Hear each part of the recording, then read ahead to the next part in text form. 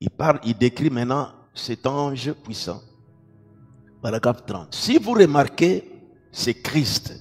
Vous voyez, en effet, dans l'Ancien Testament, il était appelé l'ange de l'Alliance. Il vient tout droit aux Juifs. C'est ici, excusez-moi, si ceux qui sont dans les tonneaux non révélés sont ici, ce n'est pas dans le sens, soit de bousculer, mais je montre seulement c'est ici qu'on montre que Apocalypse 10, c'est pour les Juifs.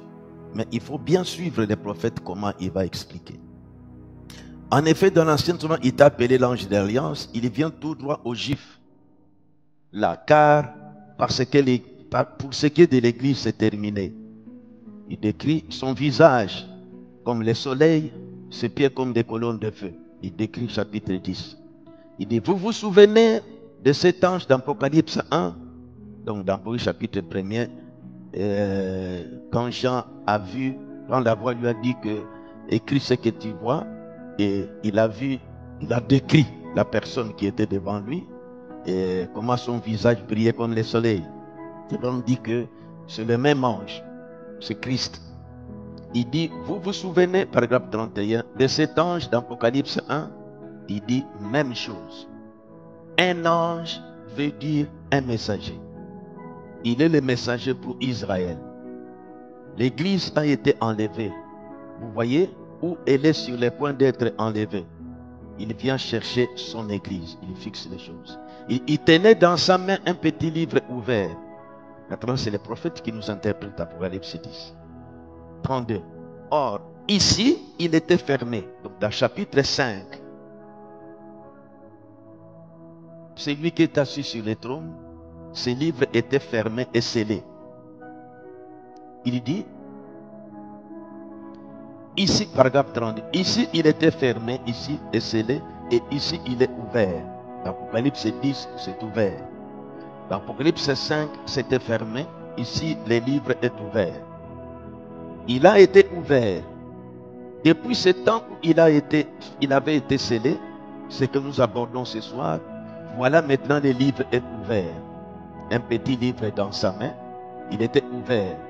Et le soleil, les pieds comme ainsi de suite. Donc nous comprenons au chapitre 10 que ce petit livre que cet ange puissant descendait avec étant ouvert, c'est ce livre-là qui était fermé et scellé au chapitre 5. Il descend avec ça pour aller où? Et nous trouvons que dans le chapitre 5, l'agneau a pris ce livre. Dans le chapitre 6, il a commencé à briser les sceaux. Et au chapitre 8, le dernier sceau. Maintenant, quand le livre est ouvert, il descend avec ce livre tenant dans sa main. Je dis bien que d'où provient notre message, nous sommes en train de voir ici. C'est le prophète qui va bien parler. 44, toujours dans la brèche. Alors, nous voyons que ces livres scellés de 7 sceaux, donc c'est le livre de la rédemption. C'est un livre de rédemption qui vient de Dieu. 45. Or, tous les mystères, ce sera le moment où ils s'accompliraient à la proclamation de ces messagers. Parce que quand lui descendait sur la terre, il y avait le 7e ange. Ça, c'est le prophète qui commence à nous éclairer. D'où vient notre message? C'est lui qui va bien éclairer ici. Or, tous les mystères seraient le moment où ils s'accompliraient à la proclamation de ces messagers. Donc, ici, il y a l'ange qui est sur la terre. Frère Branham, je suis clair. C'est frère Branham qui était sur la terre, qui doit être sur la terre. Et un autre ange, un messager puissant descend. Mais en voici un qui descend. Vous voyez, cet ange ici est un ange terrestre, donc le 7e ange, un messager terrestre. Mais en voici un qui descend du ciel, avec un arc-en-ciel, une alliance. Vous voyez, ça ne peut être que Christ. 46, exactement comme dans Apocalypse chapitre 1. Debout au milieu de cet chandelier d'or, avec un arc-en-ciel et l'aspect d'une pierre de jaspe et de sardoine. Ici, c'est plus moi, c'est le prophète qui parle. Et les 47. Et les voici qui revient au chapitre 10. Donc, Celui-là qui parlait avec Jean sur la terre au chapitre 1, où Jean a décrit comment son visage était comme le soleil. Il dit que c'est lui qui revient au chapitre 10 que nous voyons, c'est la même personne donc. Après ce moment à venir où tous les mystères doivent s'accomplir et où les sceaux doivent être brisés, et il proclame, il n'y aura plus de temps. Et il a dit que quand le 7e ange aurait commencé à sonner de la trompette, alors les mystères s'accompliraient. Et ce serait l'heure où l'ange doit apparaître. Je remonte au paragraphe 37, toujours dans la brèche. Je laisse parler les prophètes. Bon, vous voyez, le mystère de ces livres scellés de 7 sceaux sera révélé quand le message du 7e ange de l'église sera proclamé. Le 7e ange commence à sonner de la trompette. Et voilà les messages qui ont été mis par écrit. Et nous les avons sous forme de bandes et sous forme de brochures. Là, moi j'acclame d'abord. C'est que ces messages que nous avons ne viennent pas de recherche, ne vient d'en haut. C'est le contenu du livre scellé de 7 sceaux. Quand l'agneau l'a brisé, il a brisé tous les sceaux, les livres ouverts, il descend pour les donner au 7e ange.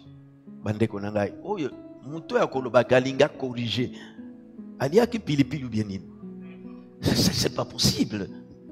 Ce message qui descend, qui vient, et c'est l'ange puissant qui amène ça. Je continue. Bon, vous voyez le mystère de ces livres scellés de 7 sceaux sera révélé quand le message du 7e ange de l'église sera proclamé. Le 7e ange commence à sonner de la trompette.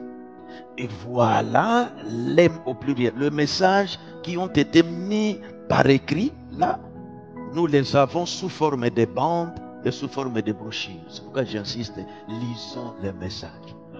Écoutons les bandes. Connaissons de quoi nous devons prêcher. Une parenthèse, je reviendrai. Ouvrez avec moi Josué chapitre 1er. Ici, je m'adresse aux ministres, mes collègues, que nous prenons conscience de notre responsabilité d'aider ceux qui s'égarent. Josué, dans le chapitre 1er, Dieu a dit à Josué, Moïse, mon serviteur, est mort. Je lis ce verset 1er. Maintenant, lève-toi, passe ce Jourdain, toi et tout ce peuple, pour entrer dans les pays que je donne aux enfants d'Israël. Ce sont des livres comme ça qui m'ont formé, moi, dans mes expériences personnelles.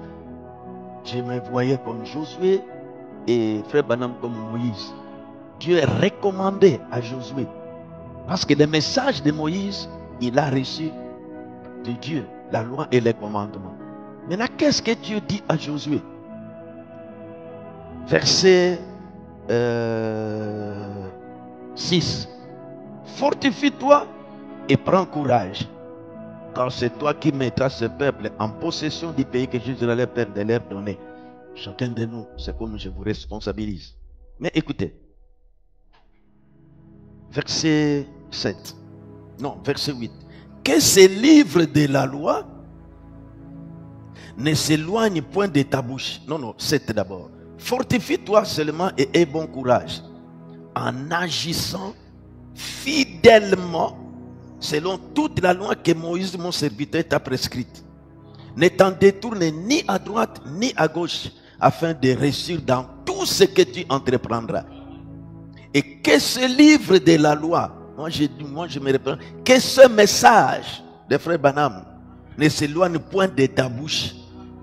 Médite-le. Il y a une différence entre lire et méditer. Lire comme un journal. Mais méditer, c'est que vous lisez ici, vous réfléchissez, ça vous amène dans telle brochure, ça vous amène dans tel passage de la Bible, vous êtes tenté d'étudier. Prenez besoin d'aller faire la théologie. Nous avons les contenus pour la théologie nous-mêmes. Paul, quand il a écrit, il est allé en Arabie faire la théologie. Son professeur, c'était le Saint-Esprit.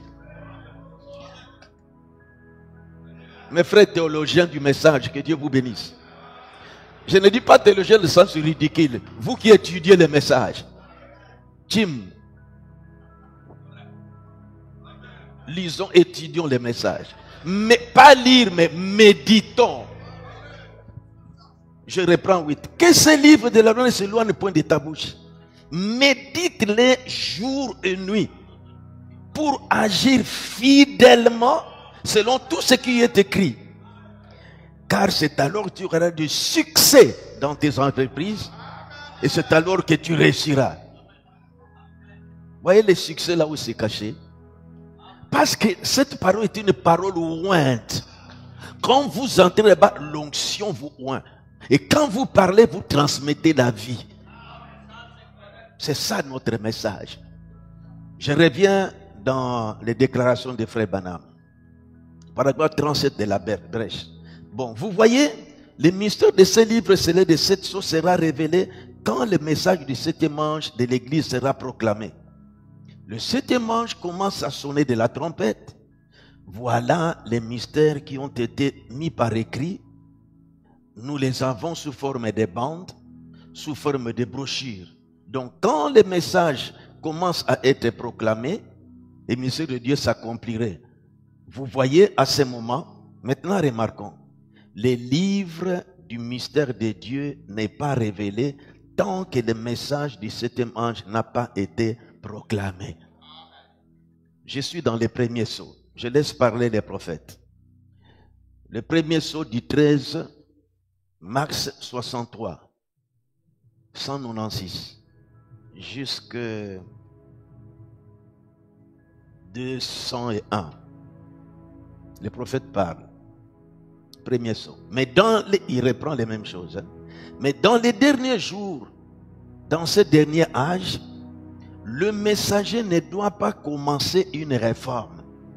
Mais il doit prendre tous les mystères que ces réformateurs ont laissés, les rassembler et les résoudre pour les gens.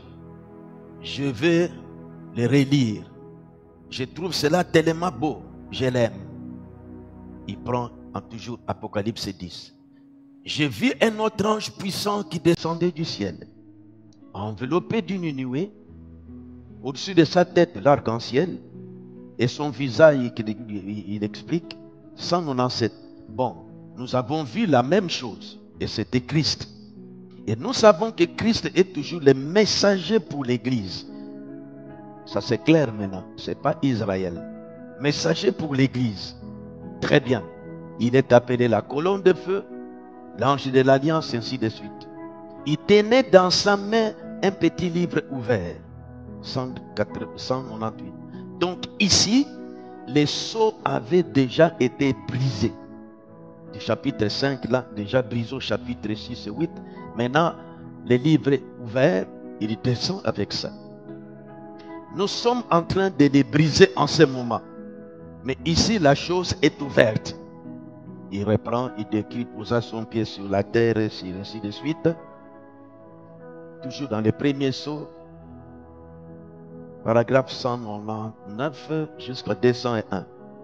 Il dit, regardez, retenez bien ceci maintenant alors que nous continuons. Mais qu'au jour de la voix du 7e ange, paragraphe 200, ce dernier ange, ange terrestre, cet ange ici, il était descendu du ciel. Ce n'était pas lui. Lui, il était descendu du ciel.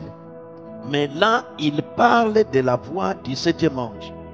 Ange, ça veut dire un messager. Tout le monde sait cela. Les messagers pour l'Église. Au jour de la voix du 7e ange, quand il sonnerait de la trompette, le mystère de Dieu, entre parenthèses, les 7 sceaux, tous les mystères de Dieu s'accompliraient comme il a annoncé à ses serviteurs les prophètes. 201. Le mystère tout entier est dévoilé. C'est le ministère de cet ange-là. Voyez, ce sera tellement simple que les gens vont passer complètement à côté. Voyez, ce sera tellement simple que les gens vont passer tellement à côté. Maintenant, c'est là que j'avais voulu vous rappeler ce que nous avons dit hier, que nous soyons tous dans la même vision des choses. Maintenant, je dois continuer là où nous sommes arrêtés hier.